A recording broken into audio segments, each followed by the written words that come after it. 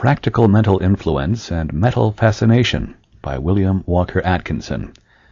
Instructions, exercises, directions, etc., capable of being understood by any person of average intelligence. 1908. Lesson 1. The Law of Vibration. Records of mysterious influence of one mind over another. The power has always existed. Students of history find a continuous chain of reference to the mysterious influence of one human mind over that of others. In the earliest records, traditions, and legends may be found reference to the general belief that it was possible for an individual to exert some weird, uncanny power over the minds of other persons, which would influence the latter for good or evil. And more than this, the student will find an accompanying belief that certain individuals are possessed of some mental power which bends even things and circumstances to its might. Away back in the dim past of man's history on this planet, this belief existed, and it has steadily persisted, in spite of the strenuous opposition of material science, even unto the present day. The years have not affected the belief, and in these dawning days of the 20th century it has taken on a new strength and vitality, for its adherents have boldly stepped to the front, and, confronting the doubting materialistic thinkers, have claimed the name of science for this truth, and have insisted that it be taken once and for all from the category of superstition, credulity, and ignorant fantasy. Were it not so pitiable, it would be amusing to glance at the presumptuous, complacent, smug, self-satisfied position of the materialistic school of thinkers, who would brush aside as a foolish delusion that which many of the wisest men of past ages have accepted and taught as the truth. The modern know-it-alls would sneer contemptuously at facts that are known to be of actual occurrence in the daily lives of thousands of intelligent people, and which the experience of humankind has demonstrated for many centuries in all lands and among all races. The whole trouble lies in the dogmatic assumption of the materialistic school that what is known as mind is merely some peculiar action of the material brain, some writers even holding that the brain secretes thought just as the liver secretes bile. They refuse to see that the operation of mind is a manifestation of some superlative form of energy, far higher than the forms of energy known as electricity, magnetism, light, heat, gravitation, cohesion, etc. Because mental energy does not register on their instruments designed to catch and register the vibrations of these lower forms of energy, they conclude that the higher mental energy does not exist. Having formulated a theory to suit their materialistic conceptions, they try to ignore all facts not consistent with their theory. If they find a fact that will not squeeze into their narrow theory, well, so much the worse for the fact, as a writer has said, and they promptly ignore or dispute it. As a matter of truth, the investigator is not compelled to resort to metaphysical explanations to account for the phenomena of mental influence. The very facts of physical science itself, if rightly interpreted, will give the clues to the mystery and will point the steps of the honest investigator toward the path where he may find the solution of the perplexing riddle. Although we know that the real solution lies in the metaphysical realm, still, even physical science will corroborate the facts of its metaphysical sister science, and instead of contradicting the latter, will actually go far towards furnishing analogous facts and principles that will serve to give the scientist a physical basis for a theory of metaphysical facts. The student will see at once that so far as physical science is concerned, it must begin at the phenomena of thought transference, for in that phase of the subject may be found an elementary principle, in evidence in many other forms of phenomena. We have given many instances of thought transference in the 2 preceding volumes of this series, entitled Mind Reading and Psychomancy, respectively, and so we need not repeat the same in this place. The main fact is that thought transference does exist, and may be accounted for upon purely scientific grounds, without calling in the truths of metaphysical thought. We know that this is a strong statement and a positive assertion, but we also know that the same may be demonstrated. Let us consider this phase of the subject. In the first place, physical science teaches that underlying all forms, degrees, and apparent differences in matter and energy, there is to be found a manifestation of some elementary energy, which manifests in what is known as vibrations. Everything in the material world is in vibration, ever manifesting a higher degree of motion. Without vibration, there would be no such thing as a material universe. From the electronic corpuscles which science teaches compose the atom, up through the atom and molecule, until the most complex forms of matter are manifested, there is the ever-present vibration. And through all forms of energy, light, heat, electricity, magnetism, and the rest, vibration is also ever present. In fact, physical science itself teaches that not only is vibration the basic force underlying other forces, and the various forms of energy are simply matter, but also that the apparent differences between the various forms of matter, and also between, are solely by the varying degrees of vibration manifested. Just as the difference between the lowest tone that can be distinguished by the ear of man and the highest note that can be distinguished by the same organ of sense is merely a difference of the rate of vibration, just as is the difference between the dull red color at one end of the spectrum and the violet at the other end, with the intervening colors known as indigo, blue, green, yellow, and orange, with all the combinations of shades arising from them, just as the difference between the greatest degree of cold known to science and the greatest degree of heat that can be conceived of, just as these great differences due solely and wholly to varying rates of vibration, so is the difference between any and all forms of matter, or force, simply a matter of the rate of vibration. In short, all material and physical things are simply manifestations of different rates of vibration, and notwithstanding their apparent differences are all merely manifestations of some infinite and eternal energy, from which all things proceed, their differences resulting merely from the different degrees of vibration being manifested in them. Remember that this is not vague philosophy or airy metaphysics or spiritualistic vagaries, to quote from the materialistic writers, but facts claimed and admitted by the greatest physical scientists of the age, as a reference to their pictures and textbooks will prove to anyone. And more than this, any intelligent physical scientist will tell you that science has every reason to believe that there are great fields of energy and force, the vibrations of which are far too high for even the delicate instruments of science to record, but which nevertheless exist and manifest effects. It was only the other day that science was able to catch the X-rays and other forms of high radioactivity, and yet these rays and forces had always existed. And tomorrow, science will perfect instruments capable of registering still higher forms of energy. And by, some scientist will perfect an instrument that will register and record the subtle vibrations of thought. And perhaps in time, someone will perfect the instrument so that it will not only record such thought vibrations and waves, but, like the phonograph, it will be able to reproduce and send forth similar vibrations so that others may feel the thoughts just as they now hear the sounds from the phonograph. Such a prediction is no more wonderful than would have been the prediction of the telephone, the phonograph, the wireless telegraph, and sundry other discoveries and inventions 100 years ago. Did you ever think that there are colors that the eye cannot see, but which delicate instruments clearly register? In fact, the rays of light which sunburn the face and which register on the photographic plate are not visible to the eye. The eye sees the lower rays, but the higher ones are detected only by instruments adapted for the purpose. Your eye cannot see X-rays as it passes through the room, but the plate will catch it, and by its light a photograph may be made. The rays of light visible to the eye are only the lower ones. The higher ones are far beyond the power of the eye to record, and beyond even the range of the most delicate instruments there exist rays and waves of light of such high vibratory rate as to defy even its power to record. Did you ever know that there are sounds unheard by human ears that the microphone will catch and magnify? The scientific imagination dreams of instruments that will catch the songs of the mite-like insects and magnify them until they can be distinguished.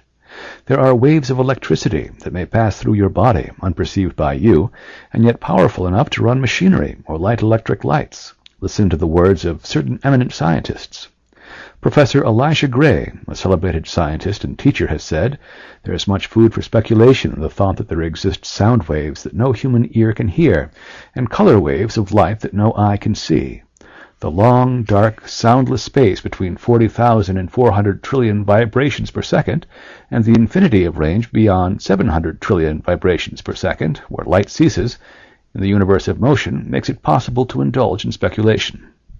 Professor Williams, the well-known scientific writer, has said, "There is no gradation between the most rapid undulations or tremblings that produce our sensations of sound, and the slowest of those which give rise to our sensations of gentlest warmth." There is but one truth, and it manifests on all planes, the spiritual, the mental, and the physical, and its manifestations agree and coincide. So no mentalist need fear the test of physical science, for each plane will bear out the facts and phenomena of the ones below or above it. The three are but varying phases of the one. Practical Mental Influence and Mental Fascination by William Walker Atkinson, 1908. Lesson 2. Thought Waves.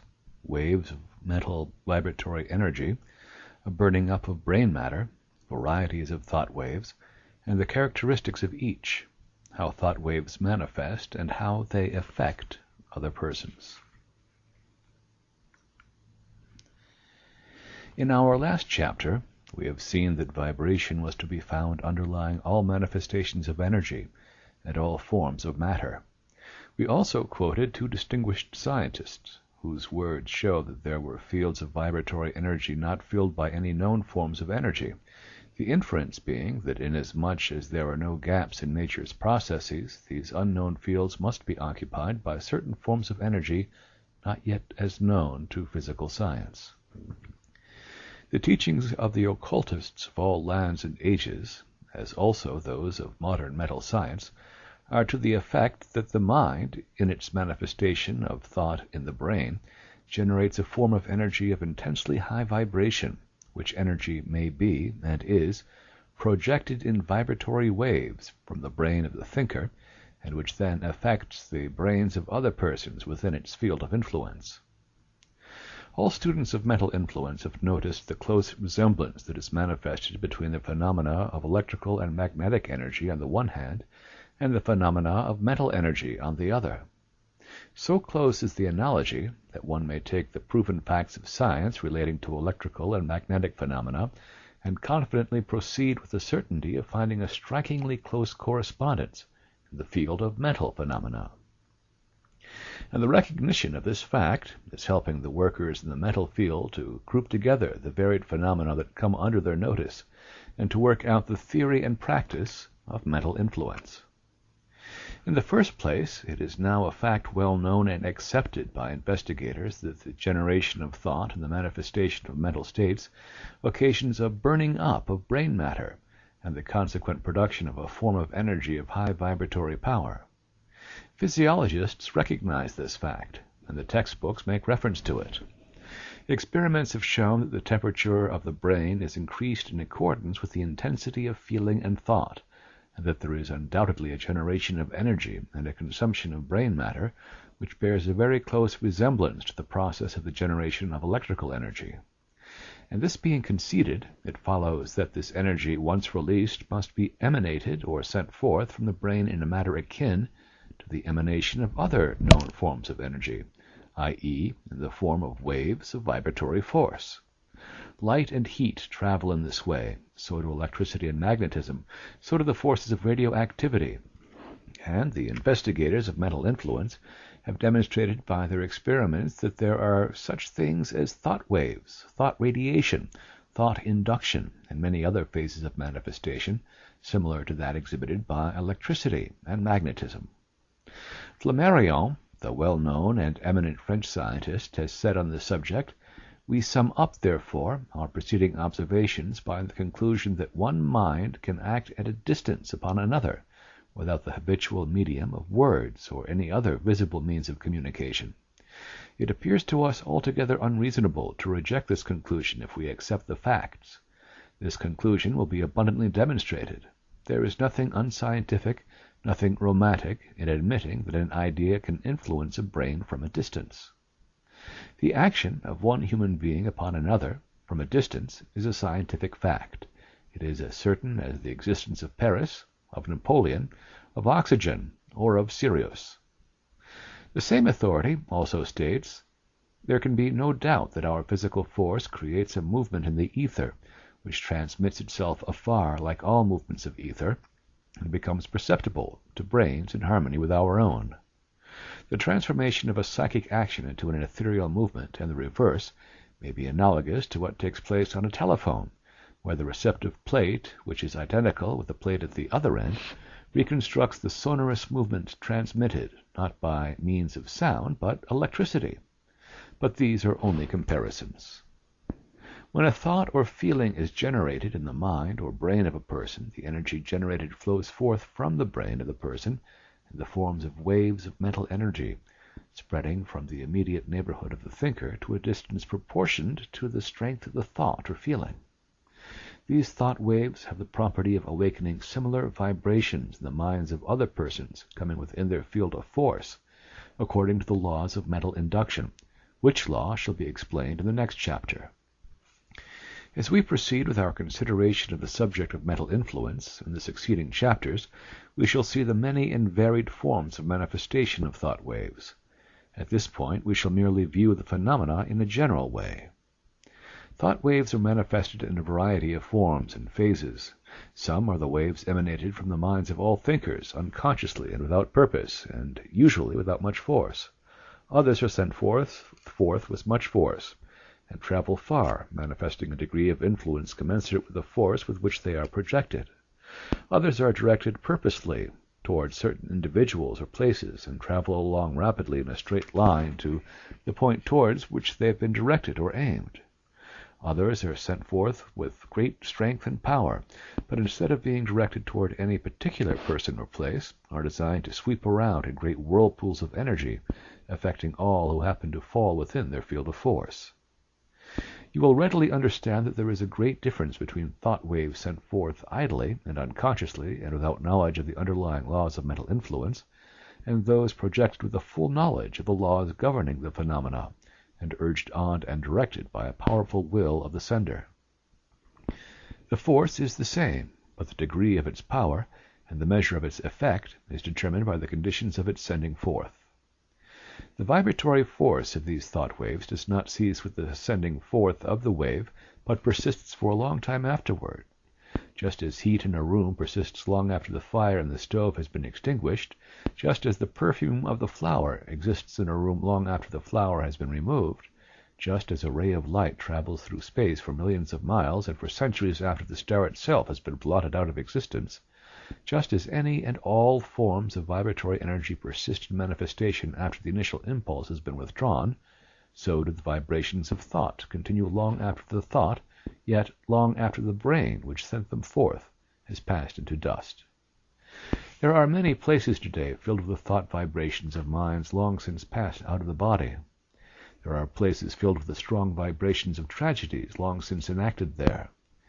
Every place has an atmosphere of its own, arising from the thought vibrations set in motion by the various persons who have inhabited or occupied them. Every city has its own mental atmosphere, which has its effect upon persons moving into them. Some are lively, some dull, some progressive, some old fogyish, some moral, some immoral, the result of the character of the early settlers and leading spirits of the place. Persons moving into these towns are affected by the atmosphere, and either sink to the general level, or else, if strong enough, help to change the mental tone of the place. Sometime a change in conditions brings a large influx of new people to the town, and the mental waves of the newcomers tends to bring about a marked change in the local mental atmosphere. These facts have been noticed by many observing people, who were perhaps not familiar with the laws and principles underlying the phenomena. Many, of course, notice the differing atmospheres of stores, offices, and other places of business. Some of such places give one an air of confidence and trust. Others create a feeling of suspicion and distrust. Some convey an impression of active, wide-awake management, while others impress one as being behind the times and suffering from alert, active management. Did you ever stop to think that these different atmospheres were caused by the prevailing mental attitudes of those in charge of the places? The managers of business places send forth thought waves of their own, and their employees, naturally falling into the pace set for them, send forth similar vibrations, and before long the whole place is vibrating on a certain scale. Let a change in the management occur, and see what a change soon manifests itself. The low quarters of our cities, the dens of vice and haunts of dissipation, vibrate with the character of thought and feeling of those inhabiting them, and the weak-willed visitor is thus tempted. And in the same way, certain places are filled with strong, helpful, elevating vibrations, which tend to lift up and elevate those coming within their circle of influence. Thought and feeling are contagious by reason of the law of vibration and mental induction. When this law is understood, the individual is enabled to protect and improve himself. Such knowledge brings strength.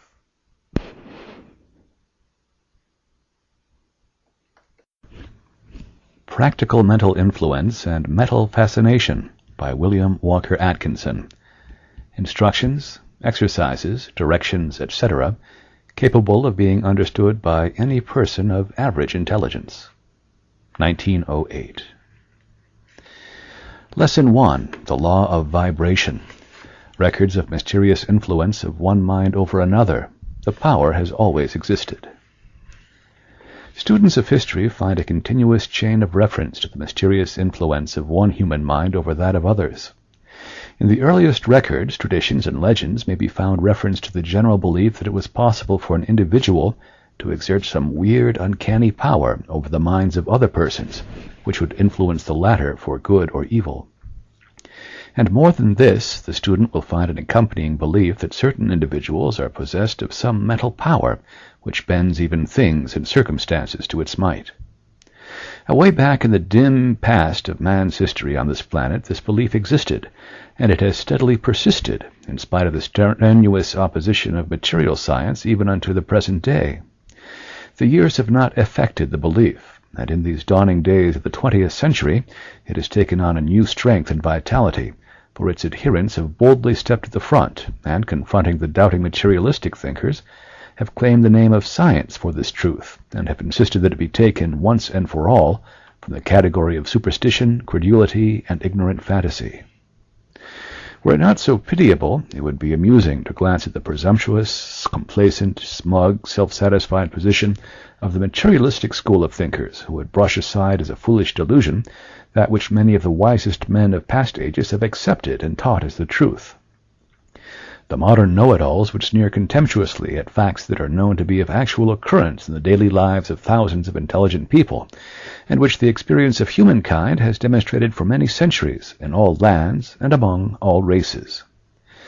The whole trouble lies in the dogmatic assumption of the materialistic school that what is known as mind is merely some peculiar action of the material brain, some writers even holding that the brain secretes thought just as the liver secretes bile.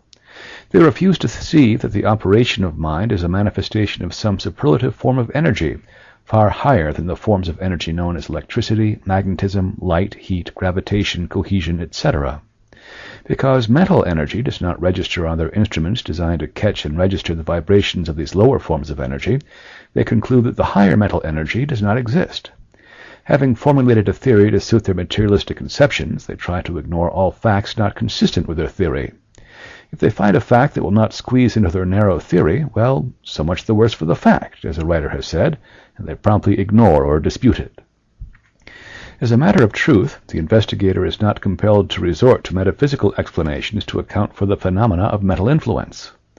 The very facts of physical science itself, if rightly interpreted, will give the clues to the mystery and will point the steps of the honest investigator toward the path where he may find the solution of the perplexing riddle. Although we know that the real solution lies in the metaphysical realm, still, even physical science will corroborate the facts of its metaphysical sister science, and instead of contradicting the latter, will actually go far towards furnishing analogous facts and principles that will serve to give the scientist a physical basis for a theory of metaphysical facts. The student will see at once that so far as physical science is concerned, it must begin at the phenomena of thought transference, for in that phase of the subject may be found an elementary principle, in evidence in many other forms of phenomena. We have given many instances of thought transference in the 2 preceding volumes of this series, entitled Mind Reading and Psychomancy, respectively, and so we need not repeat the same in this place. The main fact is that thought transference does exist, and may be accounted for upon purely scientific grounds, without calling in the truths of metaphysical thought. We know that this is a strong statement and a positive assertion, but we also know that the same may be demonstrated. Let us consider this phase of the subject. In the first place, physical science teaches that underlying all forms, degrees, and apparent differences in matter and energy, there is to be found a manifestation of some elementary energy which manifests in what is known as vibrations. Everything in the material world is in vibration, ever manifesting a higher degree of motion. Without vibration, there would be no such thing as a material universe. From the electronic corpuscles which science teaches compose the atom, up through the atom and molecule, until the most complex forms of matter are manifested, there is the ever-present vibration. And through all forms of energy, light, heat, electricity, magnetism, and the rest, vibration is also ever present. In fact, physical science itself teaches that not only is vibration the basic force underlying other forces, and the various forms of energy are simply matter, but also that the apparent differences between the various forms of matter, and also between, are solely by the varying degrees of vibration manifested. Just as the difference between the lowest tone that can be distinguished by the ear of man and the highest note that can be distinguished by the same organ of sense is merely a difference of the rate of vibration, just as is the difference between the dull red color at one end of the spectrum and the violet at the other end, with the intervening colors known as indigo, blue, green, yellow, and orange, with all the combinations of shades arising from them, just as the difference between the greatest degree of cold known to science and the greatest degree of heat that can be conceived of, just as these great differences due solely and wholly to varying rates of vibration, so is the difference between any and all forms of matter, or force, simply a matter of the rate of vibration. In short, all material and physical things are simply manifestations of different rates of vibration, and notwithstanding their apparent differences are all merely manifestations of some infinite and eternal energy, from which all things proceed, their differences resulting merely from the different degrees of vibration being manifested in them. Remember that this is not vague philosophy or airy metaphysics or spiritualistic vagaries, to quote from the materialistic writers, but facts claimed and admitted by the greatest physical scientists of the age, as a reference to their pictures in textbooks will prove to anyone. And more than this, any intelligent physical scientist will tell you that science has every reason to believe that there are great fields of energy and force, the vibrations of which are far too high for even the delicate instruments of science to record, but which nevertheless exist and manifest effects. It was only the other day that science was able to catch the X-rays and other forms of high radioactivity, and yet these rays and forces had always existed. And tomorrow, science will perfect instruments capable of registering still higher forms of energy. And by, some scientist will perfect an instrument that will register and record the subtle vibrations of thought. And perhaps in time, someone will perfect the instrument so that it will not only record such thought vibrations and waves, but, like the phonograph, it will be able to reproduce and send forth similar vibrations so that others may feel the thoughts just as they now hear the sounds from the phonograph. Such a prediction is no more wonderful than would have been the prediction of the telephone, the phonograph, the wireless telegraph, and sundry other discoveries and inventions 100 years ago. Did you ever think that there are colors that the eye cannot see but which delicate instruments clearly register? In fact, the rays of light which sunburn the face and which register on the photographic plate are not visible to the eye. The eye sees the lower rays, but the higher ones are detected only by instruments adapted for the purpose. Your eye cannot see X-rays as it passes through the room, but the plate will catch it, and by its light a photograph may be made. The rays of light visible to the eye are only the lower ones. The higher ones are far beyond the power of the eye to record, and beyond even the range of the most delicate instruments there exist rays and waves of light of such high vibratory rate as to defy even its power to record. Did you ever know that there are sounds unheard by human ears that the microphone will catch and magnify? The scientific imagination dreams of instruments that will catch the songs of the mite-like insects and magnify them until they can be distinguished. There are waves of electricity that may pass through your body, unperceived by you, and yet powerful enough to run machinery or light electric lights. Listen to the words of certain eminent scientists. Professor Elisha Gray, a celebrated scientist and teacher, has said, "There is much food for speculation in the thought that there exist sound waves that no human ear can hear, and color waves of light that no eye can see. The long, dark, soundless space between 40,000 and 400 trillion vibrations per second, and the infinity of range beyond 700 trillion vibrations per second, where light ceases, in the universe of motion, makes it possible to indulge in speculation." Professor Williams, the well-known scientific writer, has said, "There is no gradation between the most rapid undulations or tremblings that produce our sensations of sound, and the slowest of those which give rise to our sensations of gentlest warmth." There is but one truth, and it manifests on all planes, the spiritual, the mental, and the physical, and its manifestations agree and coincide. So no mentalist need fear the test of physical science, for each plane will bear out the facts and phenomena of the ones below or above it. The three are but varying phases of the one. Practical Mental Influence and Mental Fascination, 1908, by William Walker Atkinson. Lesson 4. Mental Concentration. What mental concentration is and how it works. The occult teachings regarding concentration. How to concentrate. How to develop the powers of concentration. A course of training described and explained. The two principal factors in the manifestation of mental influence in all of its forms are what are known as 1. Concentration, and 2. Mental imaging. The first of these factors shall be considered in this chapter, the succeeding chapter taking up the consideration of the second factor. Concentration is a word derived from two Latin words, i.e. con, a prefix meaning to, and centrum, meaning center or fixed central point. The two words combined mean literally to bring to a common point, to focus, etc. Thus the word concentration is seen to mean literally the act or state of bringing to a fixed point or focus. Borrowing an analogous illustration from physical science, we readily see that the highest forms of energy, force, or power are manifested by bringing the force to a focus, center, or common point, thereby directing to that point the entire energy employed, instead of allowing it to become dissipated over a larger area. The electricity generated by a battery or dynamo, if allowed to diffuse itself over a large surface, manifests but a small degree of the power that may be obtained from it by compelling it to discharge itself from a small point of focus. The same is true regarding the power of steam, which manifests great power by being forced to discharge itself through a small point or opening instead of being permitted to spread itself widely in the air. The same law applies to gunpowder, which manifests force by its gases being compelled to escape through the small gun barrel instead of spreading in all directions, which it would do if unconfined. Another familiar example is that of the sunglass or burning glass, which brings the rays of the sun to a common point of focus, greatly intensifying the heat and light by reason thereof.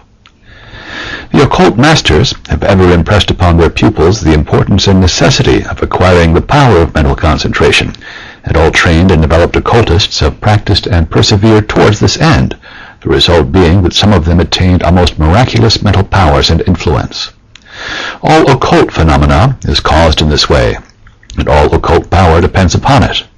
Therefore, the student of mental influence should devote much thought, time, and practice to this most important branch of the subject. It is a known fact to all students of mental phenomena that very few persons possess more than a very small degree of concentration. They allow the mental forces to become scattered and dissipated in all directions, and obtain little or no results from the same. In the degree that a man is able to concentrate, so is he able to manifest mental power. A man's power of mental concentration is to a great extent his measure of greatness.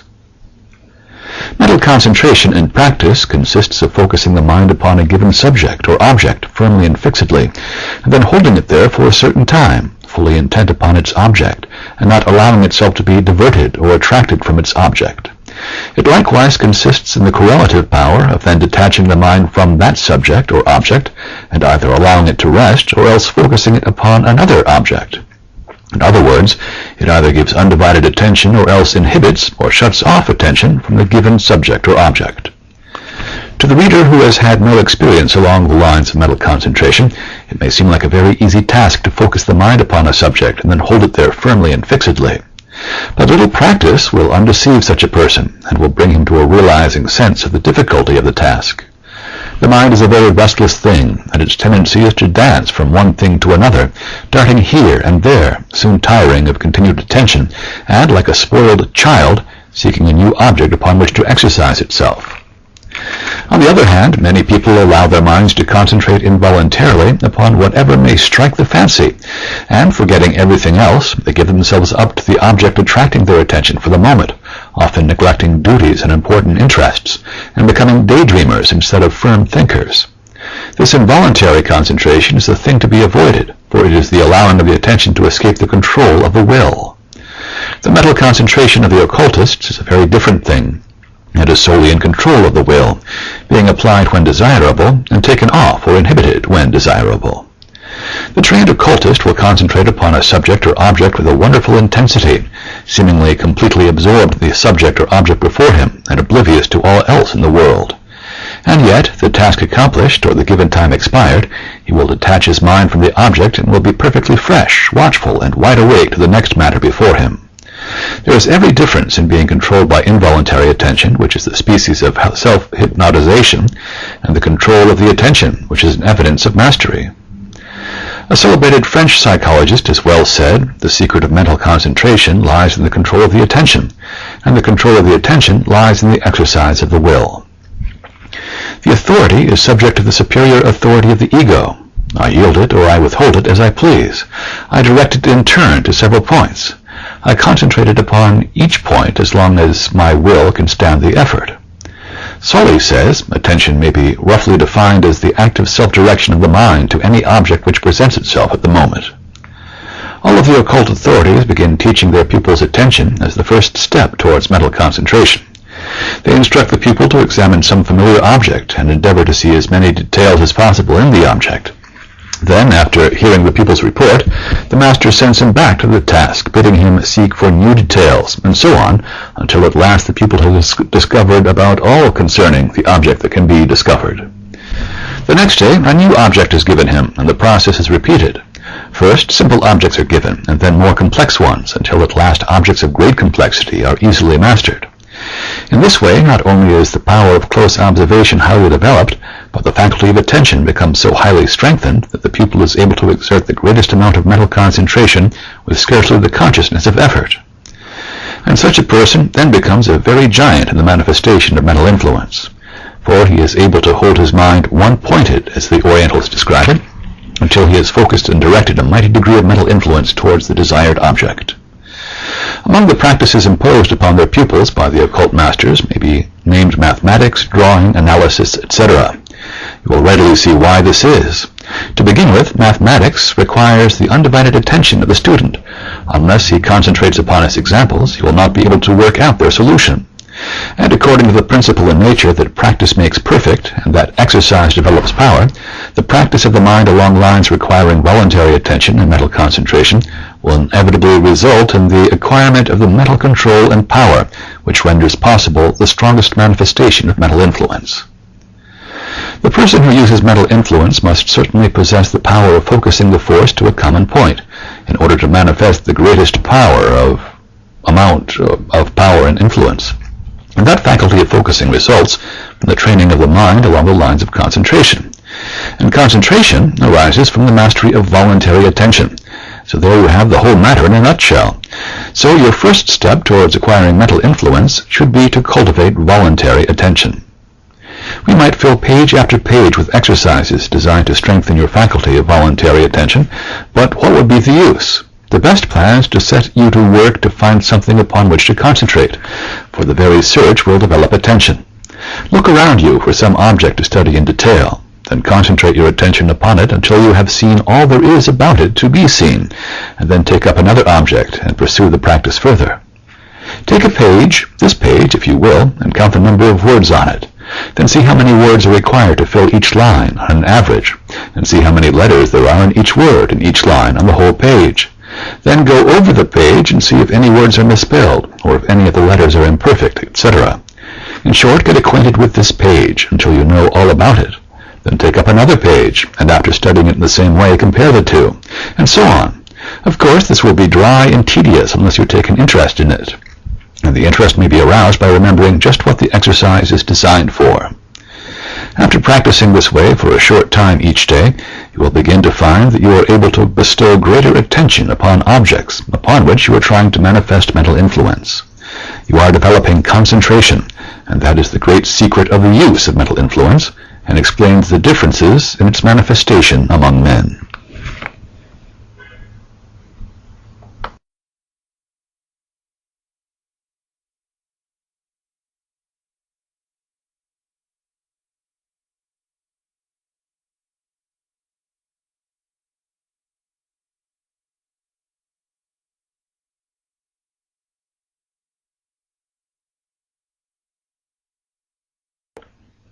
Practical Mental Influence and Mental Fascination by William Walker Atkinson. Instructions, exercises, directions, etc., capable of being understood by any person of average intelligence. 1908. Lesson 5, Mental Imaging. What occultists call a mental image, what they use it for, and how they use it. The Metal Magic Lantern. In our last chapter, we called your attention to the first of the two principal factors in the manifestation of mental influence, namely mental concentration.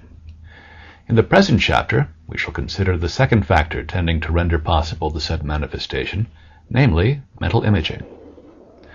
What is known as a mental image in occultism is the mental creation in the imagination of a picture of the things, events, or conditions that one desires to be manifested or materialized in actual effect. A moment's thought will show you that unless you know just what you desire, you can take no steps towards attaining it on any plane of manifestation. And the more clearly your desires are perceived in your imagination, the clearer is the work of proceeding toward the realization of that desire. A mental image gives you a framework upon which to work. It is like the drawing of the architect or the map of the explorer. Think over this for a few minutes until you get the idea firmly fixed in your mind. And now the same rule holds good on the plane in which the manifestation of mental influence takes place. The occultist first builds up in his imagination a mental image or picture of the conditions he wishes to bring about, and then by concentrating his influence through and around that picture, he is able to manifest his influence strongly, instead of in a haphazard way, as in the case of the majority of people who do not understand the laws and principles underlying the manifestations of the forces of mind.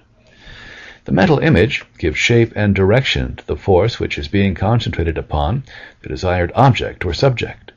It may be compared to the image of a glass in the magic lantern, through which the focused rays of the lamp pass, the result being that a corresponding image is reproduced upon the screen or curtain beyond. The analogy is a very close one indeed, if we remember that the minds of the majority of people are more or less blank screens or curtains upon which play the pictures produced there by outside influences, suggestions, environments, etc. For very few people realize their individuality, and are merely reflections of the thoughts and ideas of other people. An eminent authority, Sir Francis Galton, who was one of the leading authorities upon psychology of preceding generations, has said on this subject, "The free action of a high visualizing faculty is of much importance in connection with the higher processes of generalized thought. A visual image is the most perfect form of mental representation, whatever the shape, position, and relations of objects to space are concerned. The best workmen are those who visualize the whole of what they propose to do before they take a tool in their hands. Strategists, artists of all denominations, physicists who contrive new experiments, and in short all who do not follow routine, have need of it. A faculty that is of importance in all technical and artistic occupations, that gives accuracy to our perceptions and justice to our generalizations, is starved by lazy disuse instead of being cultivated judiciously in such a way as will, on the whole, bring the best return. I believe that a serious study of the best way of developing and utilizing this faculty, without prejudice to the practice of abstract thought and symbols, is one of the many pressing desiderata in the yet unformed science of education." And what Galton has said of the value of the use of this faculty of the mind in the affairs of the material plane, so it is likewise true of the manifestation on the mental plane. You know that the clearer a mental picture you possess of anything that you want, the better do you know just what you do want, and the better you know the latter, the better able are you to take steps to get it. Many people go through life wanting something, but not really knowing just what they do want. Is it any wonder that they do not realize or materialize their desires any better? And the same thing holds good on the plane of the manifestation of mental influence. If one wishes to materialize anything by the use of the influence, he is not handicapped by a lack of mental image of just what he wants to materialize, and is he not helped very much by the creation of a mental pattern or plan in the shape of a mental picture, through and around which he may direct his thought currents. The occultists, manifesting the greatest degree of mental influence, acquire by practice this art of creating mental images of that which they wish to materialize. They train their imaginations in this way until the very act of creating the mental image acts strongly toward the actual materialization of the thing itself. They see the desired thing or event as actually existing in their minds before they attempt to concentrate their thought waves upon the task of accomplishing it. Then, the mental picture being completed and standing in strong outline, they focus their mental force through it, just as in the case of the magic lantern, before referred to, and lo, the picture is reproduced on the screen of mentality of other people. The imagination may be strengthened in many ways, the principle being constant and persistent practice. The practice of recalling to the memory of scenes previously witnessed, and then either describing them to others or else drawing a rough picture of them will help in this matter. Describe to others scenes that you have witnessed, occurrences, details of appearances, etc., etc., until you are able to reproduce mentally the aspects and appearances of the things. Then you may begin to draw mental pictures of things desired, as if they were being drawn on the screen of your mind. See mentally the things as actually occurring, create a little playhouse of your own in your mind, and there enact the plays that you wish to witness in actual life. When you have acquired this, you will be able to project your mental pictures on the screen of objectivity in actual life with far greater effect. In thinking of this subject, you would do well to remember the illustrations of the magic lantern, for the figure is a good one, and will enable you to carry the idea better in your mind. You see, in giving you this suggestion, we are really telling you to form a mental picture of the metal magic lantern, using the illustration given. You see how much easier it is for you to think of it in this way, and how much easier it is for you to manifest it in this practice. Build your mental images by degrees, commencing with the general outlines, and then filling in the details. Always commence by trying simple and easy things, and then working up to the more complex and difficult feats. And now, a word of warning at this point. Do not allow your imagination to run away with you. Do not become a dreamer of dreams and a doer of nothing. You must master your imagination and make it your servant and not your master. You must make it do your bidding instead of allowing it to dictate to you. You will see in the succeeding chapters the important part that mental imaging plays in the different phases of mental influence. Even when we do not refer directly to it by name, you will see that the idea sought to be conveyed by one mind to another, the feeling, desire, or mental state sought to be transferred from one mind to others, must and does depend very materially for strength upon the clearness and completeness of the mental image held in the mind of the person seeking to do the influencing, the projector of the mental image of his mental magic lantern upon the screen of the minds of others. Carry this principle well in mind, that you may see its operation in its different forms.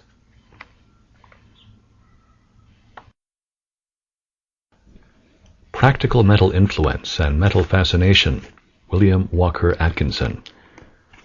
Written in Chicago in 1908. Chapter 6, Mental Fascination. Mental Fascination, Personal Magnetism, Charming, Irresistible Influence, Alluring Qualities of the Mind, Instances of Great Men, The Secret of Fascination, Examples, Explanations and Instructions, a valuable bit of information. In this and the next chapter we shall present to you information regarding the effect of mental influence manifested when there is personal contact between the persons using the power and the person affected. Then we shall pass on to a consideration of the effect produced when the persons are not in direct contact with each other. There are two general forms of the direct use of mental influence, which, although somewhat resembling each other, may still be separated into two classes. The first we shall call fascination, and the second hypnotism. By fascination we mean the manifestation of mental influence when the two persons are together, without passes or the usual hypnotic methods. By hypnotism we mean the uses of the power, also when the two parties are together, but accompanied by passes or hypnotic methods. Under the head of fascination are to be found the manifestations generally known as personal magnetism, charming, etc. It is quite commonly employed in varying degrees by many persons, often without their conscious knowledge of the principles employed. Many persons are possessed of the power of fascination naturally and without having studied or practiced the principles. Many others, not originally possessing the power, have acquired it by study and practice the power to influence people in this way. For it must be known the power may be acquired by study and practice, just as any other power of mind and body. To some it is easy, to others difficult, but all may acquire a very great degree of the power by intelligent study and practice of the underlying principles. Fascination is one of the oldest forms of the manifestations of mental influence. It was known to and employed by the earliest races of men. It is even found among the lower animals, who, 1. Pursue their prey or capture their mates by its use. A recent writer on the subject has defined the word, used in this connection, as acting upon by some irresistible charm, alluring, exciting, irresistibly, or powerful, charming, captivating, or attracting powerfully, influencing the imagination, reason, or will of another in an uncontrollable manner, enchanting, captivating, or alluring, powerfully or irresistibly. As we have just said, this power is observable even among the lower animals in some cases. Instances are related by naturalists in which scorpions have fascinated other insects, causing them to circle around and around until finally the insect would plunge down right within striking distance of the scorpion, which would then devour its prey. Birds of prey unquestionably fascinate their game, and men who have been brought in contact with wild tigers, lions, etc., have testified that they felt paralyzed in some manner, their legs refusing to obey their will, and their minds seeming to become numbed and stunned. Those who have seen a mouse in the presence of a cat will testify to the effect of some power exerted by the latter. Birds in the presence of cats and serpents also manifest symptoms of a conquered will. And naturalists cite many instances of the employment of this force by birds seeking to captivate and charm their mates at the beginning of the season.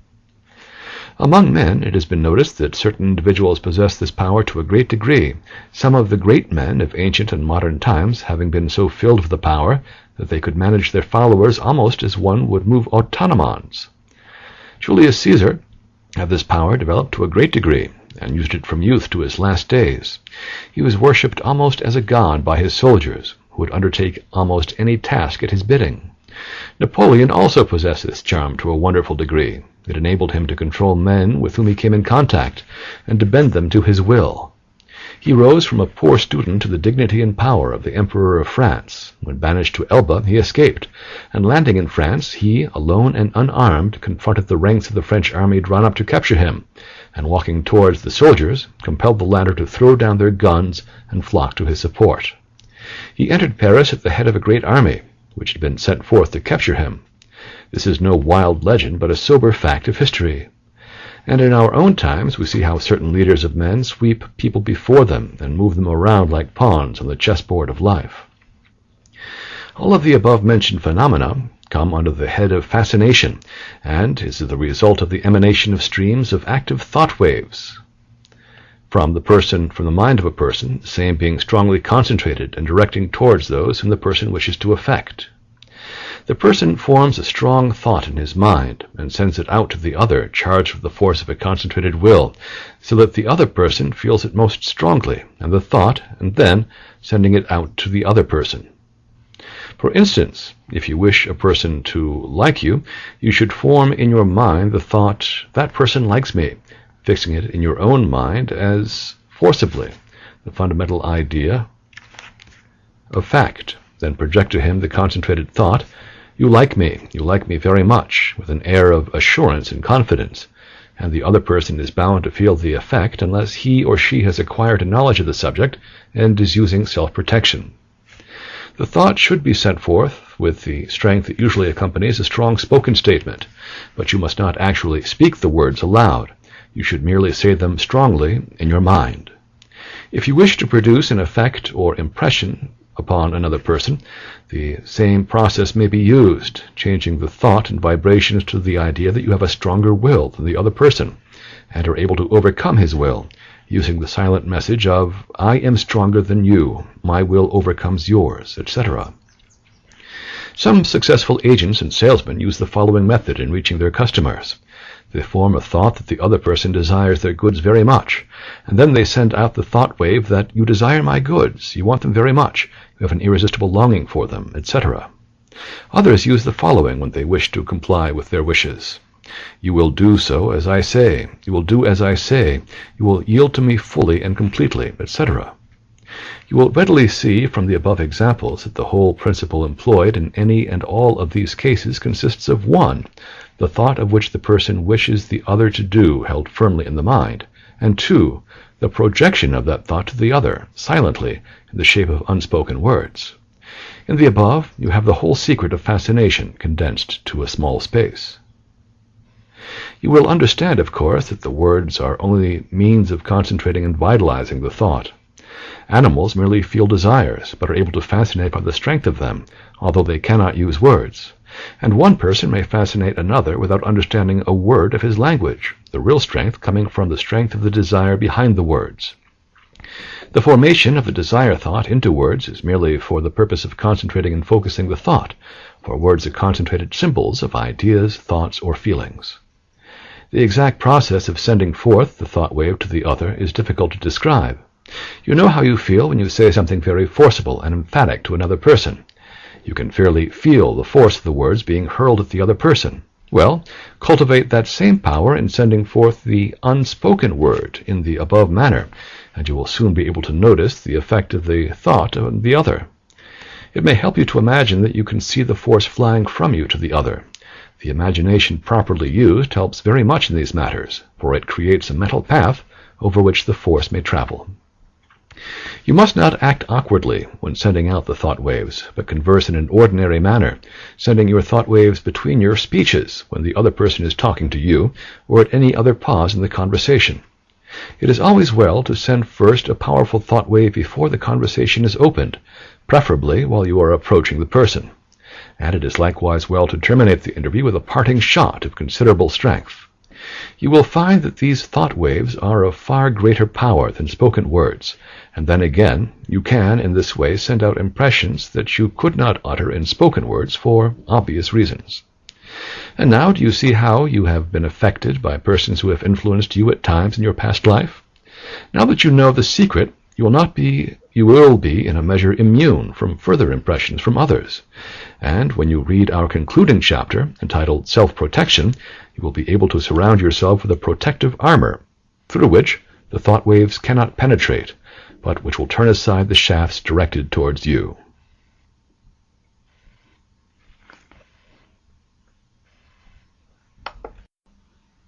Practical Mental Influence and Mental Fascination by William Walker Atkinson, Chicago, 1908. Lesson 7, Hypnotic Influence. The distinction between fascination and hypnotism. How hypnotic influence affects the person. The truth about hypnotism. General instructions of the subject, with illustrative examples and directions for producing the phenomena. As we have mentioned in the previous lesson, there is a general resemblance between the manifestation of mental influence known as fascination and that known as hypnotic influence. In the manifestation known as fascination, the influence is exerted solely by thought waves passing from mind to mind without a physical medium or channel other than the ether. In hypnotic influence, on the contrary, the influence is heightened by means of passes, strokings, or eye influence. In hypnotic influence, the mind of the person affected, whom we shall call the subject, is rendered passive by a flow of mental energy calculated to render it more or less drowsy or sleepy, and therefore less calculated to set up powers of resistance to the thought waves of the person using the influence. But the power employed is the same as all cases, no matter whether they fall under the classification of fascination or whether that of hypnotic influence. The two classes of manifestation, as a matter of fact, really blend into each other, and it is difficult to draw a dividing line in some cases. Hypnotic influence is a form of that which was formerly termed mesmerism, which name was given to it in honor of its discoverer, Frederick Anton Mesmer, who practiced this form of mental influence during the latter half of the 18th century. As a fact, however, the force and its use was known to the ancients centuries before Mesmer's time, the latter person having merely rediscovered it. Mesmer taught that the power was based upon the presence of a strange universal fluid which pervaded everything and which had a peculiar effect upon the nerves and brains of people. He and his followers believed that it was necessary to put the subjects into a sound sleep before they could be influenced. But both of these ideas have given way to the new theories on the subject now held by investigators and students of the subject. It is now known as the magnetic fluid, believed in by Mesmer and his followers is nothing else than the currents of thought waves emanating from the mind of the operator.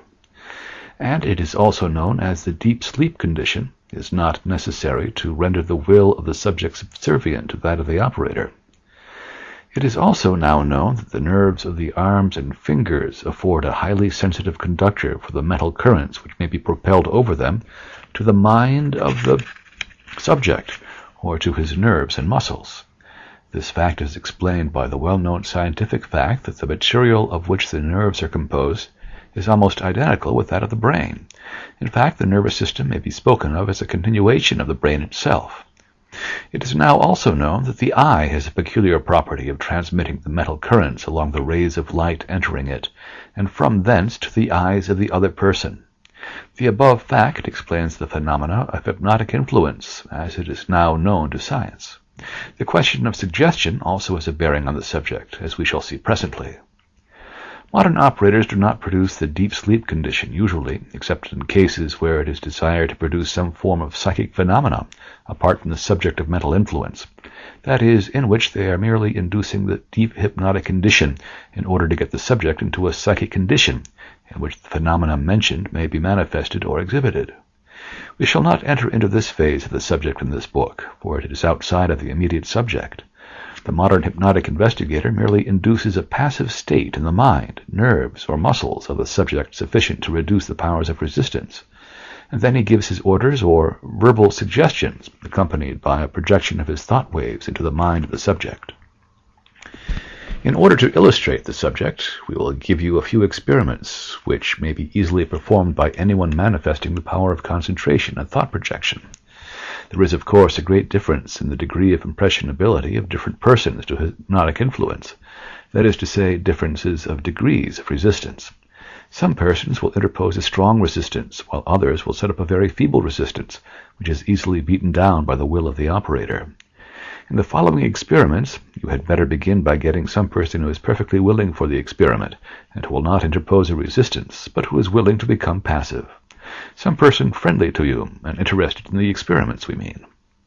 Begin by having the person stand before you, then make sweeping passes in front of the person from head to feet. Then make a few passes in front of the face of the subject, then along his arms. Then take hold of his hands and hold them a little while, looking him straight in the eyes. Make all passes downward, avoid levity or laughter, and maintain a serious, earnest expression and frame of mind. Then, standing in front of the subject, tell him to take his will off of his legs and stand perfectly passive and relaxed. Then, looking him straight in the eyes, say to him, "Now I am going to draw you forward toward me by my mental power. You will feel yourself following forward toward me. Don't resist, but let yourself come toward me. I will catch you. Don't be afraid. Now come, come, come. Now you're coming, this way, coming here. You're coming, that's right," etc. You will find that he will begin to sway toward you, and in a moment or two will fall forward in your arms. It is unnecessary to say that you should concentrate your mind steadily upon the idea of his falling forward, using your will firmly to that effect. It will help matters if you hold your hands on each side of his head, but just in front of him, not touching him, however, and then draw away your hands towards yourself, saying at the same time, "Come, now come, you're coming," etc. This experiment may be reversed by standing behind the subject and drawing him backward. Be sure and catch him in your arms when he falls and protect him from a fall to the floor. In the same manner, you may fasten his hands together, telling him that he cannot draw them apart, or you may start him revolving his hands and then giving him orders that he cannot stop them. Or you may draw him all around the room after you, following your finger that you have pointed at his nose. Or you may make him experience a feeling of heat and pain by touching your finger to his hand and telling him that it is hot. All of the familiar simple experiments may be performed successfully upon a large percentage of persons in this way, by following the above general directions. We shall not go into detail of the higher experiments in hypnotism, as that forms a special subject by itself. We give the above experiments merely for the purpose of showing you that the phenomena of hypnotic influence does not require any magnetic fluid theory, and is all explainable upon the hypothesis of mental influence by means of thought waves and mental induction. In the above experiments, be sure you take off the influence afterwards by making upward passes and willing that the influence pass off. Do not neglect this. In your experiments, if you care to undertake them, you will soon discover the power of your eye upon the other person's. You will be able to almost feel the force passing from your gaze to theirs. And this is true in the case of the passes and strokings of the hands. You will feel the vibratory waves flowing from your hands into their nervous system. It is wonderful what power is aroused in a person after conducting a few experiments along these lines. Those who care to follow the subject further are referred to in a forthcoming book of this series, to be issued shortly, and which will be called Mind Power, in which the full instructions will be given in the higher phenomena in complete detail. And now a word of warning. Beware of people who are always putting their hands on you, or patting or stroking you, or wishing to hold your hands a long time. Many persons do this from force of habit and innocently, but others do it with the intention of producing a mild form of hypnotic influence upon you. If you meet such persons and find them attempting anything of this sort, you can counteract their influence by sending them a strong thought current, as stated in our last chapter, sending them the thought, "You can't affect me. I am too strong for you. You can't play your tricks on me." It is a good plan to practice this counteracting force when you are shaking hands with a magnetic person who seems to affect people. You will soon be able to distinguish these people by a certain force about them and a peculiar expression in their eyes. Do not be afraid to look them in their eyes, at the same time using your protective will upon them. Caution young girls against allowing young men to be too free in using their hands in caressing them, and a word of advice to young men of your family would not be out of place in this respect either. There are many cases of sex attraction, leading to very deplorable results, arising from a conscious or unconscious use of this simple form of hypnotic influence. The danger lies in the fact that it renders one passive to other influences, and more readily led into temptation, and to yield to the desires or will of the other person. A word to the wise should be sufficient. The use of this power for immoral purposes is a terrible crime, and brings down upon the user deplorable results, as all occultists know and teach. Everyone should learn to resist such influences when exerted upon them. Forewarned is forearmed. Practical Mental Influence and Mental Fascination by William Walker Atkinson, Chicago, 1908. 8. Influencing at a distance. Exerting mental influence upon others at a distance, how the mental currents flow to a distance, how distant treatments are given, the occult practices are given, a number of the most effective methods are given, with particulars of practice. In the 2 preceding chapters, we invited your consideration of the manifestation of mental influence when the user or projector of the force was in actual contact with, or in presence of, the person or persons he was aiming to influence. In this chapter, and the one immediately following it, we shall pass to a consideration of the manifestation of the influence when the persons affected are removed in space from the person using the influence. The general public are familiar in a general way with the phenomena of hypnotism, and to a lesser degree with the phenomena of fascination and its more common forms of personal magnetism, etc. But as regards the use of the influence at a distance, people are more or less skeptical, owing to a lack of knowledge of the subject. And still, every day is bringing to the mind of the public new facts and instances of such influence, and the teaching of the various cults along these lines is now awakening a new interest in the subject, and a desire to learn something regarding the laws and principles underlying the same. As strange as it may appear at first glance, the principles underlying mental influence at a distance are precisely the same as those underlying the use of the influence when the persons are in the presence of each other. A little thought must show the truth of this. In the case of present influence, the mental currents flow across an intervening space between the 2 minds. There is the space outside of the 2 minds to be traversed by the currents. And a moment's thought will show you that the difference between present influence and distant influence is merely a matter of degree, a question of little more or less space to be traversed by the currents. Do you see this plainly? Well then, this being so, it follows that the methods used must be identical. Of course, in the case of personal influence, the added effect of the voice, manner, suggestive methods, the eye, etc. are present, which render the result more easily obtained, and causes the rapport condition to be more easily established. But with this exception, the methods are identical, and even the advantages accruing from the exceptions mentioned may be duplicated by practice and development in the case of distant influence. There are a number of methods given by the authorities in this matter of distant influencing, but they are all based upon the same principles named in the previous chapters of this book, i.e., vibrations, thought waves, mental induction, concentration, and mental imaging. In these words you have the key to the subject. The rest is all a matter of practice and development and variation.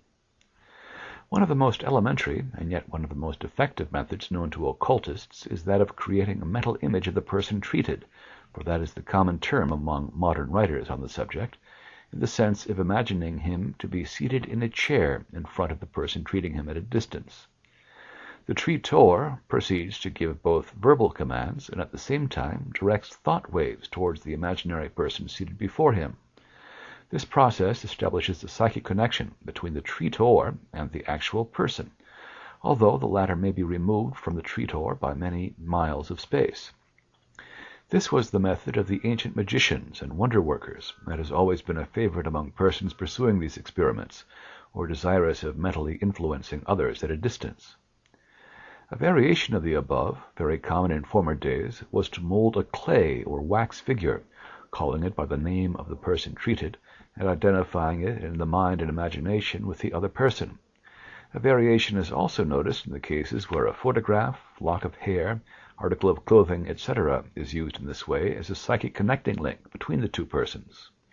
The practitioners of black magic, witchcraft, and other nefarious perversions of mental influence seem to prefer these methods, although, on the contrary, they are used with the very best results by many in giving beneficial treatments to absent patients, friends, and others whose welfare is desired. The only effect the mental image of the person, or the picture, etc. has, is the fact that by these means a psychic connecting link is set up along which the thought waves travel more readily. In the above forms of treatment, the treator treats the mental image, picture, etc. precisely as he would if the person were actually present. He forgets for the time being that the person may be hundreds of miles away, and concentrates his influence on the image or picture, etc., because the latter is really the starting point of the psychic chain which leads direct to the person. The treater sends his thought waves towards the object, and in some cases actually talks mentally to the person by means of the medium mentioned. He may give commands, arguments, remonstrances, persuasion, etc., just as if the person were actually present. In short, he acts as if the person were sitting before him, wide awake, and receptive to his influence. Another way, employed by some, is to begin darting thought waves towards the other person, forming in the imagination a gradually lengthening psychic wire composed of thought vibrations. Those practicing this form state that when the psychic wire is projected sufficiently far, and it travels with incredible speed, and comes in contact with the mind of the other person, the treator feels at once that contact has been established by a peculiar faint shock, similar to that of a very mild galvanic current. Then the treator proceeds to send his thought currents along the psychic wire in the same manner as if the person were actually in his presence, as described under the heading of Fascination in a preceding chapter. In fact, such treatment, and the others mentioned in this chapter, are really and practically long-distance fascination. Another form of distant treatment consists in forming the astral tube, mentioned in other books of the series. The astral tube is set up in a similar manner to the psychic wire, and projected toward the person desired to influence. It is formed in the imagination as a vortex ring, similar to the little ring of smoke puffed out by a cigar smoker, only larger, about 6 inches to 1 foot wide, or better still, like the ring of smoke ejected from the stack of a locomotive sometimes when it is puffing rapidly.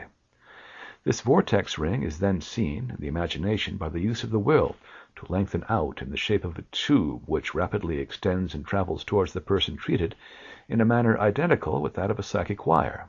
This tube is known to occultists as the astral tube, and is employed in various forms of occult and psychic phenomena, such as clairvoyance and other forms of psychomancy, as described by us in our volume of the series so entitled. Those following this method of distance influencing report that they recognize the completion of the tube by a sensation of stoppage and a feeling of rapport having been established between themselves and the other person. In some cases they report that they are able to faintly see the figure of the other person in miniature at the other end of the tube, but this is undoubtedly due to the possession of a psychomantic powers, suddenly awakened into effect. The tube once established, the treatment is proceeded with it as if it were in the actual presence of the person treated. In many respects, the psychic wire and the astral tube methods are similar, and a statement concerning one is generally true of the other. There are two other methods frequently used in distance influencing, which we shall now briefly describe. The first of these two methods consists in sitting or standing in a quiet space, or rather in some place in which you can concentrate. The advanced occultist can find peace in the midst of the noise, and then directing your thought waves towards the other person, forming in the imagination a mental picture of the force flying from you towards the other, like tiny sparks of electricity or of a subtle fluid. This mental picture tends to give a concentrative force to the current, which renders them powerful and sends them direct to the desired spot. The second of these two methods is that used by the most advanced occultists who have advanced beyond the use of the methods described just now. These people simply stand or sit quietly and concentrate their minds until they attain the state of mental calm known to many as the silence. Then they create a strong mental picture of the person treated, surrounded by the conditions desired to be created, or doing the things desired to be done. This is one of the highest forms of mental influence, and really approaches a higher phase of influence than that of the mental plane as generally known. A picture of a person held in the mind in this way, the person being seen in perfect robust health, and happy and successful, tends to materialize the same conditions in the person in real life. This form of treatment, however, is possible only to those of great concentration, and who have mastered the act of mental imaging, and who also possess creative willpower to a marked degree. Some degree of success in it, however, is open to nearly every student who practices along these lines. Before practicing any of these experiments, read what we have said in the chapter on Magic, Black and White, and guard against employing the power for evil purposes, for the fate of the black magician is a sad one.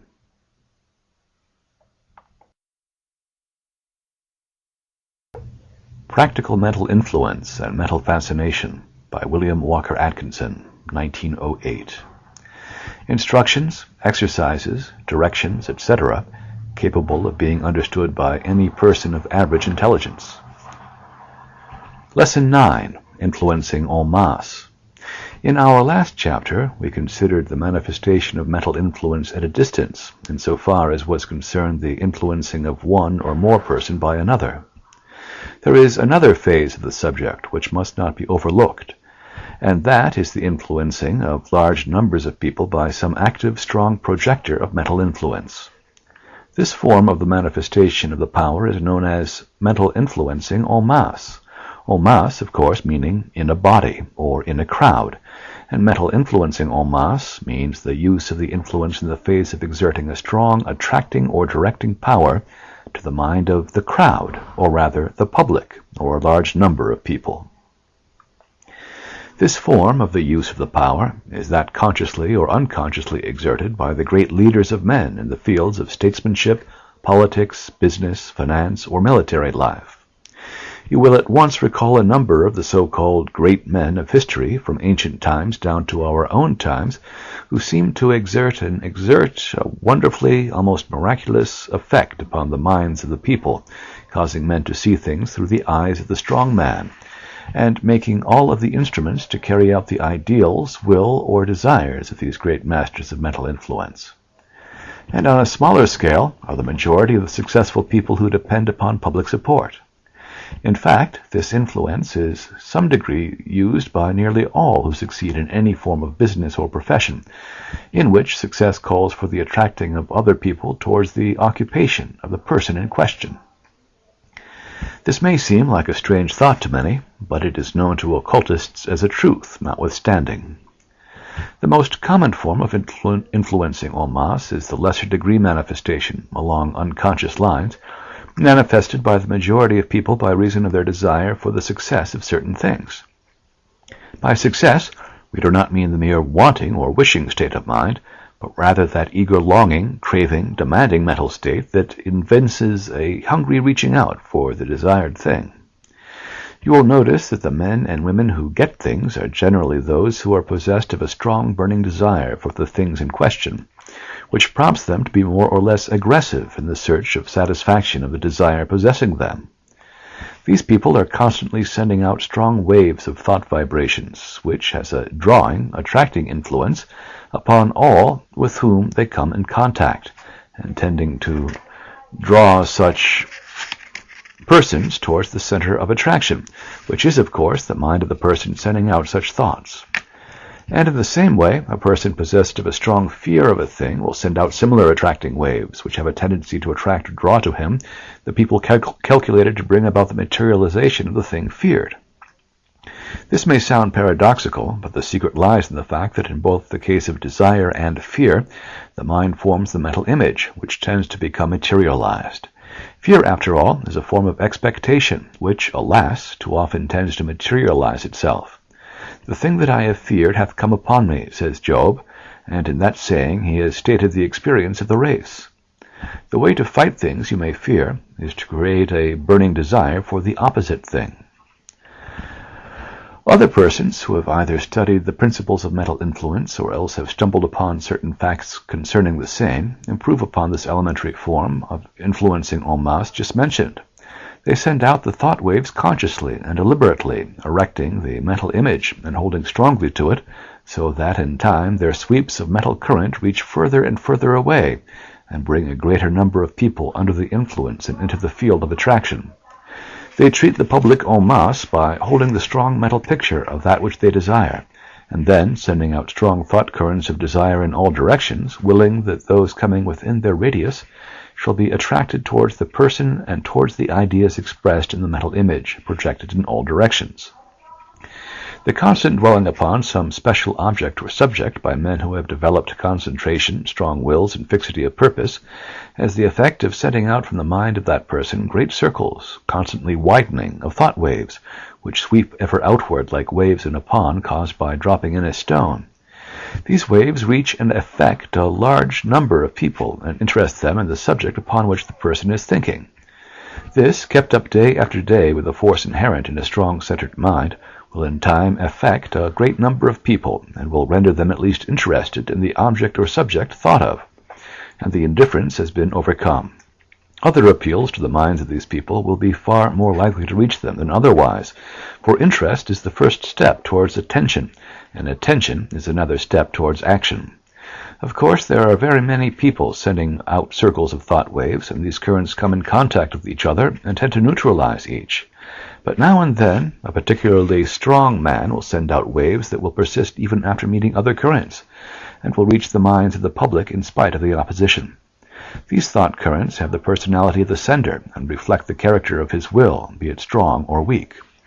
The mental influence sent out by a strong businessman in a town will soon make itself felt in a subtle manner, and the store becomes a center of attractive influence, although the public does not understand just why. In the same way, some lawyers spring into public favor, although not possessing greater ability than their legal brethren, and popular preachers make their influence felt in a community in similar ways, although often they are not conscious of just what force they are using, their only knowledge being that they have a feeling of inward strength and an attractive influence over people, and at the same time a burning ardent desire to draw people their way, and a strong will to back it up with. And these are just the mental qualities which create and manifest the strongest kind of mental influence. And, besides, these people almost invariably know just what they want. There is no mere vague wishing about them. They make a clear mental picture of the things that they wish to bring about, and then they bend every effort towards materializing this picture. Everything they do towards accomplishing this ends gives an additional impetus to their constantly widening and constantly strengthening circle of power and influence. Some masters of this art of influencing the public create a mental picture of themselves sending out great volumes of thought wave for a time, and then afterwards mentally imparting a rotary motion to the waves, until at last they form a mental whirlpool rushing round and always sucking in towards the center. An effort of this kind acts on the mental plane just as a physical whirlpool acts on the physical plane. That is, it draws into its power all those that it comes in contact with its force. This is one of the most powerful forms of influencing en masse, and is used with great effect by many of the strong men of this age, who have acquainted themselves fully with the secrets of the ancient occultists. Ancient occultism and modern finance seem far apart, but they are actually working together to further the interests of some of these powerful minds of the day, and the public is paying the bill. You will readily see from this that what has been said, that an individual who has cultivated the faculty of concentration and has acquired the art of creating sharp, clear, strong mental images, and who has engaged in an undertaking, will so charge his mind with the idea of success, he will be bound to become an attracting center. And if such an individual will keep his mental pictures ever in his mind, even though it be in the background of his mind when he is attending to the details and planning of his affairs, if he will give his mental picture a prominent place in his mental gallery, taking a frequent glance at it, and using his will upon it to create new scenes of actual success, he will create for himself a center of radiating thought that will surely be felt by those coming within its field of influence. Such a man frequently sees people coming to him and his enterprises and falling in line with his plans. He mentally sees money flowing into him and all of his plans working out right. In short, he mentally imagines each step of his plans a little ahead of the time for their execution, and he concentrates forcibly and earnestly upon them. It is astonishing to witness how events, people, circumstances, and things seem to move in place to actual life, as if urged by some mighty power to serve to materialize the conditions so imaged in the mind of the man. But, understand, there has got to be actual mental effort behind the imaging. Daydreamers do not materialize thought, they merely dissipate energy. The man who converts thought into activity and material being throws energy into the task, and puts forth his willpower through the picture on the slide. Without the rays of the will, there will be no picture projected, no matter how beautiful the imagination has pictured it. Thought pictured in mental images and then vitalized by the force of the desire, and will tend to objectify themselves into material being. That is the whole thing in a nutshell. Influencing en masse from Practical Mental Influence and Mental Fascination, Lesson number 9. Practical Mental Influence and Mental Fascination. Chapter 10. The Need of the Knowledge. Although the true scientific principles underlying the subject of mental influence have been but recently recognized and taught to the general public, the knowledge is far from being new. The occultists of the old civilization undoubtedly understood the underlying principles and used them in practice, thus gaining an ascendancy over the masses. And more than this, the masses themselves had a more or less comprehensive knowledge of the working principles of the subject, for we find among all peoples, in all time, records of the use of this power. Under one name or another, under one form or another, mental influence has been operated and used from the earliest times. And today, even in the most remote portions of the globe, and among the most savage and barbarous races, we find instances of the employment of this force. The forms of the manifestation of mental influence are many and varied. In some cases it manifests under the form of a fascinating, attracting power exerted by some people, which causes such persons to draw or attract other persons to them. Persons are allured or charmed by others possessing this power, and their affections are taken captive by this mysterious force. Some persons are spoken of as fascinating, possessing powers of charming, having winning ways, having great personal magnetism, etc. Others exert another form of the power in the driving of and compelling others to do their bidding, and people speak of them as having a compelling will, being able to work their will on those around them, possessing dominating powers, etc. Then we witness the varied phenomena of hypnotism, mesmerism, psychologism, etc. We are also brought face to face with the wonderful effects of mental science under one form or another, under this name or that term, with the many forms of treatments followed by the different schools and cults. Then we read in the pages of history about the mysterious powers recorded under the name of witchcraft, hexism, voodooism, black magic, including the Hawaiian kahuna work. And turning back the pages of history to ancient Rome, Greece, Persia, and Egypt, not to speak of India, ancient and modern, we find innumerable instances of the employment of and knowledge of mental influence in some of its forms.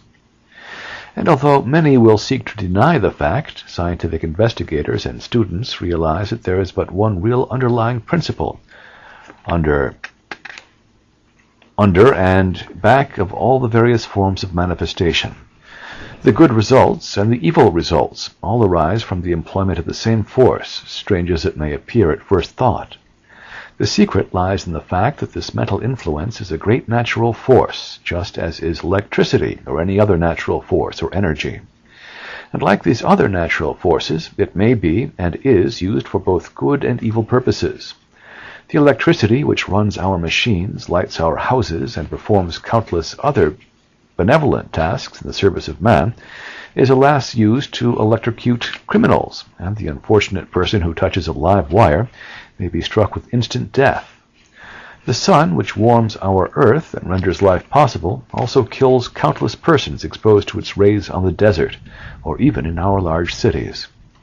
Fire, that great friend of man, which has been one of the most potent factors in the evolution of the race from barbarism to civilization, is also a mighty enemy, destroying both property and lives. Water, that most necessary element, which renders life possible, and which is necessary to grow our grain and to perform countless other good services for us, also acts as an enemy at times, drowning people and sweeping away their homes. Gravitation, which holds all things in place, from suns and stars down to the tiniest atom of matter, also causes people to fall to their death from high places, or brings down on their head objects from above them. In short, every natural force or power is capable of producing either beneficent or baleful effects to man, according to the circumstances of the case. We recognize these things and accept them as a law of nature, and yet some would deny the identity of the power of mental influence as manifested in its good and bad uses. There be people who ascribe to God all the good qualities of mental influence, and ascribe to the devil all of its evil uses. These people have primitive minds. Their counterparts are seen in those who would credit God with a helpful rain or sun, and who ascribe to the devil the same things when there occurs a flood or a drought. Such reasoning is worthy only of the savage mind. The forces are natural forces, and work according to their own laws, immanent in their constituent qualities and nature, and are in that sense above good and evil. When they work for man's interest and comfort, man calls them good. When they work harm and discomfort to him, man calls them bad. But the force remains unchanged, being neither good nor bad. And thus it is with the power of mental influence. It is above good and bad in itself. It is a great natural force, capable of being used for either weal or woe to mankind. But remember this, there is this difference. While the force in itself is neither good nor bad, the individual who employs it may be, and is, good or bad according to its use. Just as a man commits a good or bad act when he uses his gun to slay a wild beast attacking another man, or else turns it upon his brother or neighbor, as the case may be, so is a man good or bad according to his use of mental influence. The merit or demerit lies in the intention and purpose of the user, not in the force or power employed by him. Therein lies the difference. On all sides of us we may see the manifestation of the possession of mental influence. We see men who are able to sway those around them in some mysterious and wonderful way, either by their powers of persuasion or by their dominant willpower. Some spring into prominence and power suddenly, in a way unaccountable to those who are ignorant of the secret of mental influence. As we have said in a previous chapter, certain people seem to have something about them that makes them attractive or successful in their relation with other people. The personal magnetism of leaders manifests itself strong, some having this power to such an extent that the masses follow them like a great flock of sheep after the bellwether with a tinkling bell around his neck. We have all come in contact with the agent or salesman who managed in some way to sell us things that we did not want and had no use for, and after he had gone we wondered and wondered how it all happened. If we had but understood the laws of mental influence, this could not have happened. We have all felt ourselves, at some time or another in our lives, in the presence of individuals who almost compelled us to do what we knew in our hearts we should not do. A knowledge of the laws of mental influence would have enabled us to have overcome this temptation. And not only is the case of personal interviews have we been affected, there is a far more subtle and dangerous use of the power, i.e. in the shape of distant influence or absent treatment, as it has been called. And the increase in the interest and knowledge of occult matters during the past 20 years has resulted in a widely diffused knowledge of this great force and its consequent employment, worthily and unworthily, by many people who are thereby enabled to gain an influence over their neighbors and fellow men who are not familiar with the laws of this force. It would surprise many people if they knew that some of the multimillionaires of the country and some of the greatest politicians and leaders were secret students of occultism and who were using their forces upon the masses of the people. Not only this, but there are schools of occultism which teach their pupils the theory, practice, and art of mental influence under one name or another, under this guise or that, the result being that there are a greater number of people equipped for the use of this force and instructed in the practice of employing it turned out every year than is generally imagined. There are schools for salesmanship, giving disguised instruction in the art of mental influence. Nearly every large concern employing selling agents has private instructors for their men who teach them the principles of mental influence, disguised under the name of psychology of business or some such name. And besides these, there are a number of people who have studied at the feet of some of the great metaphysical semi-religious cults of the day, who have received instruction in mental influence, disguised under the name of some creed or religious teachings, who have departed from the moral principles inculcated by their teachers, and who are using their knowledge in the shape of treatments of other persons for the purpose of influencing them to accede to their wishes or to act so as to bring financial gain to the person giving the treatment. The air is full of this black magic today, and it is surely time that the general masses were instructed on the subject. And this is the purpose of this little book, published and sold at a popular price, in order to bring it within the reach of the purses of the plain people, who have been exploited and influenced by those who have acquired a knowledge of the principles of mental influence, and who are using it unworthily upon their fellow man. There is self-protection possible to all, and this little book proposes to teach you how to use it.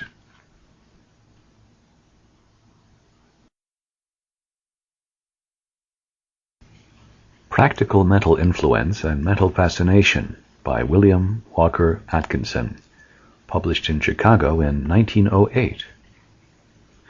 Lesson 11. Magic, Black and White. The differences between white magic and black magic, a word of caution and warning against the improper use of the power. The use of the word magic in connection with mental influence is quite ancient. Occultists make a clear distinction between the use of mental influence in a manner conducive to the welfare of others, and its use in a selfish, base manner calculated to work harm on others. Both forms are common and are frequently mentioned in all occult writings. White magic has many forms, both in its ancient manifestations and in these latter days of revived occult knowledge. The use of mental influence in this way generally takes the form of kindly treatments of persons by others having their welfare at heart. In this particular class fall the various treatments of the several cults and schools of what is known as mental science or similar names. These people make a practice of giving treatments, both present and absent, for the purpose of healing physical ailments and bringing about a normal physical condition of health and strength. Similar treatments are given by some to bring about a condition of success to others, by imparting to the minds of such persons the vibrations of courage, confidence, energy, etc., which surely make for success along the lines of material occupation, etc.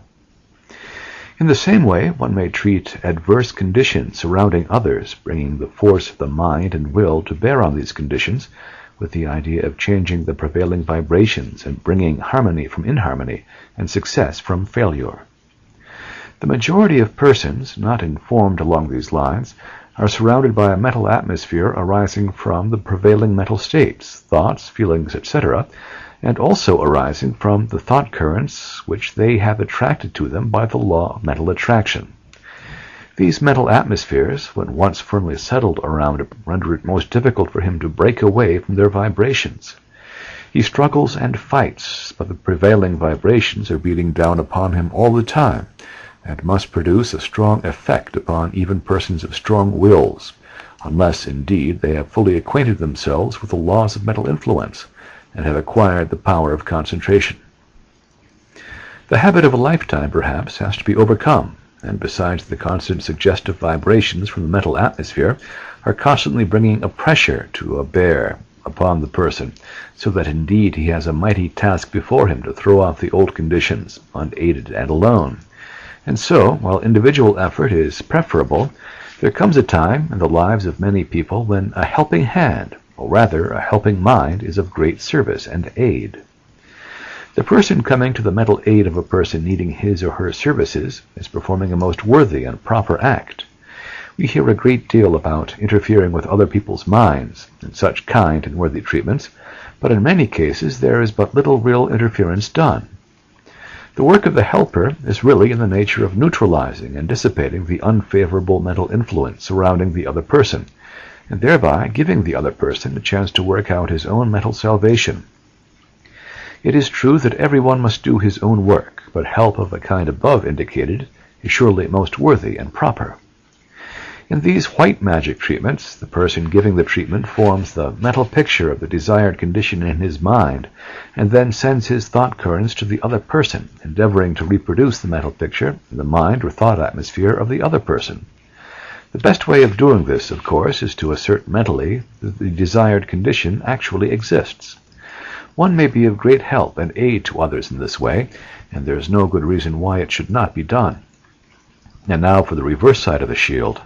We wish it were possible to avoid even a mention of this hateful form and manifestation of mental influence, but we feel that ignorance is no protection, and that it is useless and foolish to pursue the policy of the ostrich, which sticks its head in the sand when pursued, that not seeing the hunter, the latter may not see him. We believe that it is better to look things in the face, particularly when it is a case of forewarned being forearmed. It is a fact known to all students of occultism that black magic is frequently employed in all times to further the selfish, base aims of some people. And it is also known to advanced thinkers today that even in this enlightened age there are many who do not scruple to stoop to the use of this hateful practice in order to serve their own ends, notwithstanding the punishment that occultists know awaits such persons. The annals of history are full of records of various forms of witchcraft, conjuration, and other forms of black magic. All the much talked of forms of putting spells upon people are really forms of black magic, heightened by the fear and superstition of those affected. One has but to read the history of witchcraft to see that there was undoubtedly some force at work behind all of the appalling superstition and ignorance shown by the people of those times. What they attributed to the influence of people in league with the devil really arose from the use of black magic, or an unworthy use of mental influence, the two things being one. An examination of the methods used by these witches, as shown by their confessions, give us a key to the mystery. These witches would fix their mind upon other people or their animals, and by holding a concentrated mental picture there, would send forth thought waves affecting the welfare of the person being adversely treated, which would influence and disturb them, and often bring on sickness. Of course, the effect of these treatments were greatly heightened by the extreme ignorant fear and superstition held by the masses of people at the time, for fear is ever a weakening factor in mental influence, and the superstitions and credulity of the people caused their minds to vibrate in such a manner as to render them extremely passive to the adverse influences being directed against them. It is well known that the voodoos of Africa, and similar cults among other savage races, practice black magic among their people with great effect. Among the natives of Hawaii, there are certain men known as kahunas, who pray people sick or well, whichever way they are paid for. These instances could be multiplied had we the space and inclination to proceed further with the matter. And in our own civilized lands there are many people who have learned the principles of mental influence, and who are using the same for unworthy purposes, seeking to injure others and defeat their undertakings, or else trying to bring them around to their own, the treaters' point of view and inclinations. The modern revival of occult knowledge has operated along two lines. On the one hand, we see and hear of the mighty power for good mental influence is exerting among the people today, raising up the sick, strengthening the weak, putting courage into the despondent, and making successes of failures. But on the other hand, the hateful selfishness and greed of unprincipled persons in taking advantage of this mighty force of nature and prostituting it to their own hateful ends without heeding the dictates of conscience or the teachings of religion or morality. These people are sowing a baleful wind which will result in their reaping a frightful whirlwind on the mental plane. They are bringing down upon themselves pain and misery in the future. At this point, we wish to utter a solemn warning to those who have been or are tempted to employ this mighty force for unworthy purposes. The laws of the mental plane are such that as one sows, so shall he reap. The mighty law of attraction acts with the accuracy of a machine, and those who seek to entangle others in a net of mental influence, sooner or later are caught by their own snare. The black magician involves himself in a mental whirlwind which sooner or later sweeps him off his feet and dashes him to pieces. He is sucked down into the whirlpool of his own making, and is dragged down to the lowest depths. These are not idle remarks, but a statement of certain laws of nature, operating on the mental plane, which all should know and heed. And to those who may feel appalled at this mention of the existence and possibilities of black magic, we would say that there is one good thing to be remembered, and that is that good always overcomes evil on the mental plane. A good thought always has the power to neutralize the evil one, and a person whose mind is filled with love and faith may combat a multitude whose minds are filled with hate and evil. The tendency of all nature is upward and towards good, and he who would pull it back toward evil sets himself against the law of spiritual evolution, and sooner or later falls a victim to his folly. And then, remember this, thought waves find entrance only to those minds which are accustomed to think similar thoughts. He who thinks hate may be affected by hate thoughts, while he whose mind is filled with faith and love is surrounded by a resistant armor which repels the invading waves, and causes them to be deflected, or else driven back to their senders. Bad thoughts, like chickens, come home to roost. Thoughts are like boomerangs in their tendency to return to their sender. To the poison of black magic, nature gives the antidote of right thinking.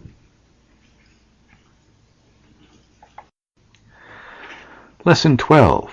This is the final chapter, the final lesson. Self-protection. Full instructions in self-protection. The source of inner power. How it may be called into effect. The powers of the ego and how they may be employed and aroused.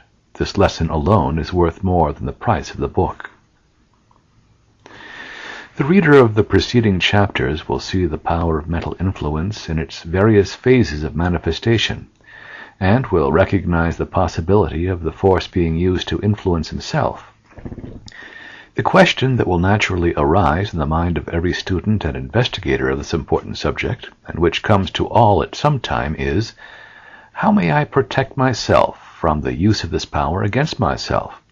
And how may I render myself immune from these influences which may be directed against me? It is true that we, and other writers on the subject, have shown you that one is far less liable to influence if he will maintain a mental atmosphere of high vibration, that is, keeping oneself surrounded by a thought atmosphere filled with vibrations of the highest kind of thoughts and free from thoughts and desire of a base, selfish character which tends to attract similar thoughts. In this way, one creates a state of mental hygiene, cleanliness, which renders him immune from the contagious thoughts of the selfish plane of desire, etc.